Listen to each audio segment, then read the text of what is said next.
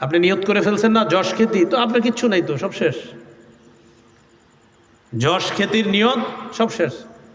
Maximum আলোচকের এটাই নিয়ত থাকে, হয়তো আমারও এই নিয়ত, আমার চিনক পুরা দুনিয়া, খালাস।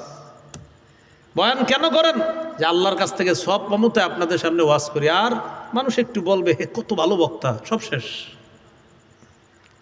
লা সেই আলাহু লা সেই আলাহু লা সেই আলাহ, নবী বলে কিছুই পাবে না, কিছুই পাবে না, কিছুই পাবে না। এরপরে হাদিসের শেষে আল্লাহ নবী বলেন, ইন্নাল্লাহা লা ইয়াকবালু মিনাল আমালি ইল্লা মা কানা লাহু খালিসা।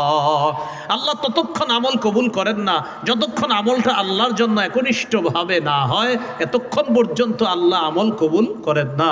ইখলাসের সাথে যদি আমল হয়, সে আমল আল্লাহ কবুল করেন। আল্লাহ আমাদের সকলের ইবাদতগুলা, আমলগুলা ইখলাসের সাথে করার তৌফিক দান করেন। ইখলাসের দ্বিতীয় উপকার, ইখলাসের কারণে সওয়াব পাওয়া যায়।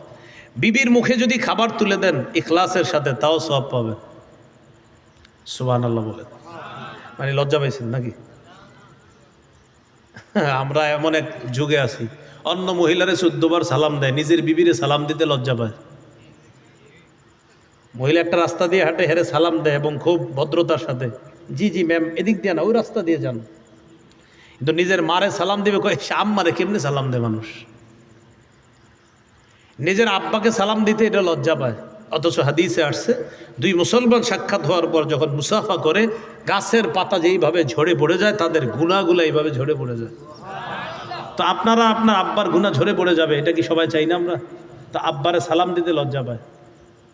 ঘরে গিয়ে আম্মাকে সালাম দিতে, এটা কোনো কথা? আম্মারে কেমনে সালাম দেয় মানুষ? জাহিলিয়ত সমাজ ব্যবস্থা হইলে যা হয়, আল্লাহ হেফাজত করেন। বললাম না, অন্যরে 14 বার সালাম দিতে হের কোনো ওটার নাম হয় পেস্টিজ, ওটার নাম হয় সামাজিকতা। আপন মায়ের সালাম দেওয়ার নাম হয় খেত।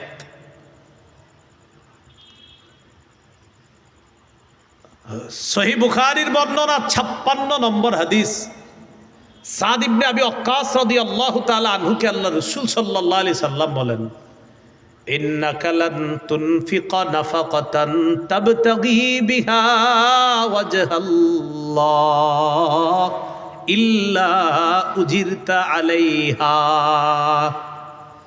তুমি যতক্ষণ আল্লাহকে খুশি করার জন্য দান সদকা করবা, ততক্ষণ তোমার আমল নামায় সওয়াব লিপিবদ্ধ হতে থাকবে। হাত্তা মা তাজআলু ফি ফামি ইমরাতিক, এমনকি তোমার বিবির মুখে তুমি ইখলাসের সাথে যেই খাবার উঠা দাও, ইখলাসের সাথে এই খাবার উঠিয়ে দেওয়ার কারণেও তোমার আমল নামায় আল্লাহর পক্ষ থেকে প্রতিদান দেওয়া হবে। বিবির মুখে ইখলাসের সাথে যদি খাবার উঠায় দেন, সওয়াব দেওয়া হবে। স্বামী অসুস্থ হইলে বিবি 1000 বার চামচ দিয়ে খাওয়ায় দেয় স্বামীরে, কিন্তু স্ত্রী অসুস্থ হইলে স্বামী মনে করে এটা কি ভাই, তো লজ্জার বিষয়, কেমনে খাওয়ায় দেয় চামচ দিয়ে। অথচ রাসূল সাল্লাল্লাহু আলাইহি সাল্লাম বললেন, তুমি তোমার বিবির মুখে যে খাবারের লোকমা উঠিয়ে দাও, এটা যদি ইখলাসের সাথে হয়, প্রতিটা কাজ তুমি ইখলাসের সাথে করতেছো, পানি পান করাইতেছো, খাবার খাওয়াইতেছো, আমল নামায় সওয়াব লেখা হচ্ছে। ইখলাসের 3 নাম্বার উপকার, ইখলাসের কারণে গুনাহ মাফ হয়। সহিহ বুখারীর বর্ণনা 3467 নম্বর হাদিস, ক্বালা রাসূলুল্লাহ সাল্লাল্লাহু আলাইহি ওয়াসাল্লাম বাইনামা কালবুন ইউতিফু বিরাকিয়া, একটা কুকুর এক কূপের পাশ দিয়ে ঘুরতেছে। ছোটবেলা থেকে গল্পটা শুনছি আমরা, আসলে এটা হাদিসের গল্প। কুকুর চারপাশে ঘুরে জিহ্বাটা বাহিরে হয়ে গেছে, জিহ্বা বাহিরে দিয়ে এইভাবে হাঁপাইতেছে, পিপাসার যন্ত্রণায় কাদা ইয়াকতুলহুল আচ্ছু, মারা যাওয়ার উপক্রম। ফারাআতহু বাগিয়ুম মিন বাগায়া বনি ইসরাঈল,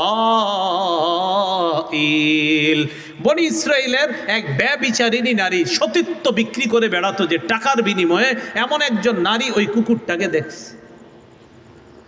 ফানাযাআত মুকাআহা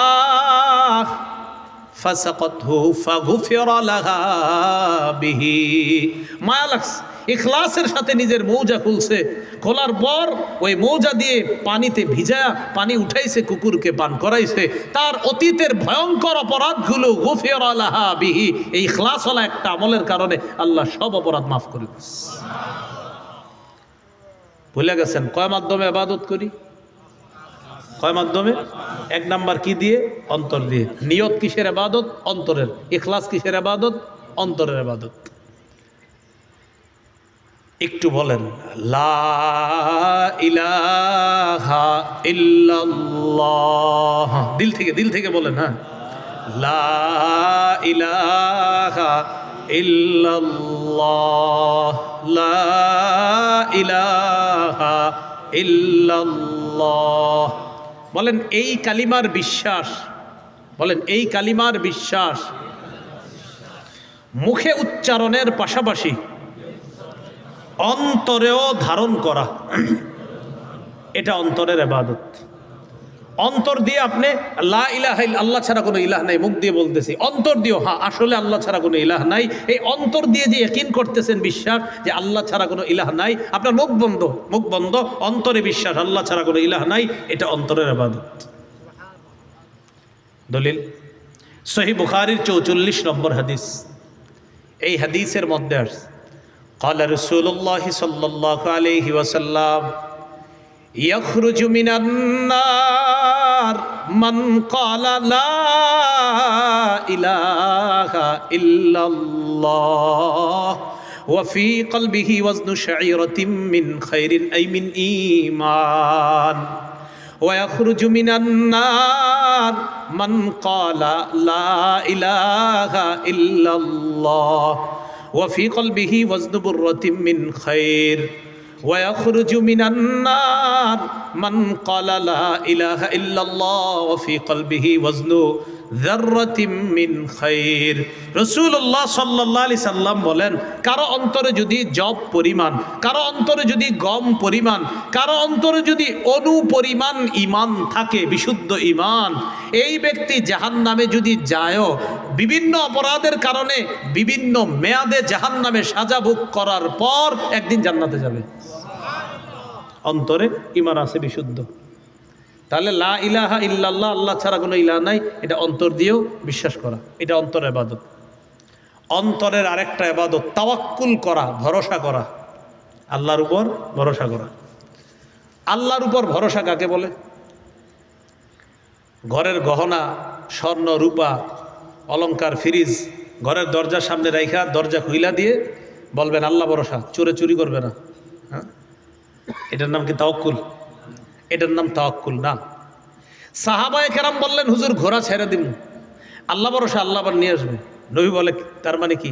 এটার নাম তাওয়াক্কুল? কয় না, তুমি ঘোড়া বাঁধবা, সেফটি দিবা, নিরাপত্তা দিবা, দেওয়ার পর এরপরে বলবা আমি বান্দা হিসাবে চেষ্টা করছি, ইনশাল্লাহ আল্লাহ ভরসা, কিচ্ছু হবে না, এটার নাম তাওয়াক্কুল। দরজা বন্ধ করবেন, গহনা অলংকার সব সেভ করবেন, ঘরের দরজা বন্ধ করবেন, গরু ঘরের দরজা বন্ধ করবেন, আয়াতুল কুরসি পরে দরজা লাগান, এরপর আপনি বিছানায় যান, ইনশাল্লাহ আল্লাহ ভরসা, আমার ঘরে চুরি হবে না, ডাকাতি হবে না, এটার নাম তাওয়াক্কুল।